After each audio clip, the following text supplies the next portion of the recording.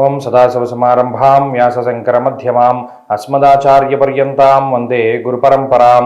జ్యోతిష్శాస్త్రాన్ని భావితరాల వారికి ప్రసాదించిన ఋషుల యొక్క పాదపద్మాలకి నమస్కారం చేసుకుంటూ, అలాగే నాకు ఈ జ్యోతిష విద్యను నేర్పిన గురువర్యులు జ్యోతిష బ్రహ్మ కీర్తిశేషులు శ్రీ ఈరంకి సూర్యనారాయణమూర్తి గారు, సూర్యశ్రీ దైవజ్ఞ గారి యొక్క పాదపద్మాలకి నమస్కారం చేసుకుంటూ, ఓం శ్రీ మహాగణాధిపతి నమః, శ్రీ గురుభ్యో నమః, హరి ఓం. వీక్షకులందరికీ నమస్కారం. కన్యారాశి వారికి ఈ వారం సాధారణమైనటువంటి గ్రహస్థితి గోచరిస్తూ ఉన్నది. ప్రత్యేకించి అష్టమ స్థానమందు రాస్యాధిపతి బుధుడు చేరడం ఈ వారంలో మనం ప్రత్యేకంగా గమనించవలసినటువంటి విషయం. బుద్ధి చాంచల్యం ఆప్నోతి అన్నాడు. అంటే రాస్యాధిపతి ఎప్పుడైతే అష్టమమందు శత్రుక్షేత్రమందు గోచార రీత్యా సంచారం చేస్తారో బుద్ధి వక్రగతి పడుతుంది. ఎప్పుడూ ఒకే దోవలో వెళ్తున్నాం, మానసికంగా శారీరకంగా బాగున్నాం, మంచిగా జరుగుతుంది. అబ్బాయి ఈసారి అటు వెళ్ళకూడదు, ఎప్పుడు ఇలాగే వెళ్తున్నాం కదా, ఈసారి ఎలా వెళ్దాం అనుకుంటారు. అది తప్పు. ఆ ఆలోచన వచ్చినప్పుడు ఖండించాలి కన్యారాశి వారు. తప్పితే దాన్ని ప్రోత్సహించి మనం ఇటు వెళుతున్నాం, ఎప్పుడు ఇలా వెళితే ఏమవుతుందని చూసారా, చాలా ఇబ్బంది పడవలసి వస్తుంది. ఈ వక్రగతి బుద్ధి పట్టడానికి కారణం ఎవరు?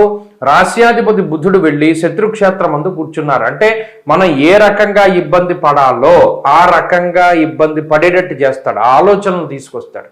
మరి దాన్ని ఎలా జయించాలి అంటే డైలీ రొటీన్ ఎప్పుడు చేసేటువంటి దాన్ని మార్చకూడదు. మార్చాలి అన్న ఆలోచన వచ్చిందనుకోండి, అక్కడితో ఆలోచన కట్ చేసేయాలి. ఉద్యోగం చేస్తూనే ఉన్నారు, ఉద్యోగం మానేయాలి అన్న ఆలోచన వస్తే కట్ చేసేయాలి. వ్యాపారం చేస్తూ ఉన్నారు, వ్యాపారంలో పలానా కొత్తది చేయాలి అన్న ఆలోచన వచ్చినప్పుడు కట్ చేసేయాలి. ఈ వారంలో ముందుకు వెళ్ళకూడదు. అలాగే చెప్పుడు మాటలు వినకూడదు. ప్రత్యేకించి బుద్ధి వక్రగతి ఎప్పుడు పడుతుంది? ఎవరో చెప్పిన మాటలు వింటూ ఉండడం, స్వతహాగా నిర్ణయాలు తీసుకోకుండా ఇతర నిర్ణయాలపైన ఆధారపడుతూ ఉండడం, ఎవరి మీదో మీరు సహాయం కోసం ఆధారపడుతూ ఉండడం, ఇటువంటివన్నీ మానేయాలి ఈ వారంలో. సప్తమ స్థానంలో కుజుడు, సప్తమ స్థానంలో శని ఉన్నప్పుడు జీవిత భాగస్వామితోటి వచ్చేటువంటి విభేదాలు చాలా ఎక్కువగా ఉంటాయి. అదొకటి జాగ్రత్తగా చూసుకోవాలి. అష్టమంలో రవి ఉన్నప్పుడు అనవసరమైనటువంటి తగువులు అవుతూ ఉంటాయి. తక్కువగా మాట్లాడుతూ ఉండాలి. మీ పని మీరు చేసుకుంటూ ఉండాలి. ఎవరైనా వచ్చి ఏదైనా అడిగితేనే తప్పితే మీరు సలహా ఇవ్వకూడదు. ఉచిత సలహాలు ఎప్పుడు ఇవ్వకూడదు. ప్రత్యేకించి మీరు కల్పించుకుని ఏదైనా ఒక విషయం పైన ఎవరికి మాట ఇవ్వకూడదు, సలహా ఇవ్వకూడదు, మాట్లాడకూడదు. మీ పని మీరు చేసుకోవడం, వాళ్ళు ఎవరైనా మీ దగ్గరికి వచ్చి అడిగితే చెప్పడం, ఇవి ప్రధానంగా ఈ వారంలో గుర్తుపెట్టుకోండి. ఎందుకంటే ఈ వారంలో మీరు పడే ఇబ్బందులన్నీ దీనివల్లే పడుతూ ఉంటారు.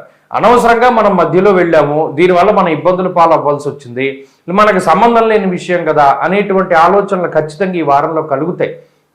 ఈ వారంలో ఆర్థికంగా కానీ, ఉద్యోగపరంగా కానీ, ఆరోగ్యపరంగా కానీ ఏ విధమైన సమస్యలు రావు. మానసిక ఇబ్బందులకు అవకాశం ఉంటుంది. జాగ్రత్తగా ఉండండి.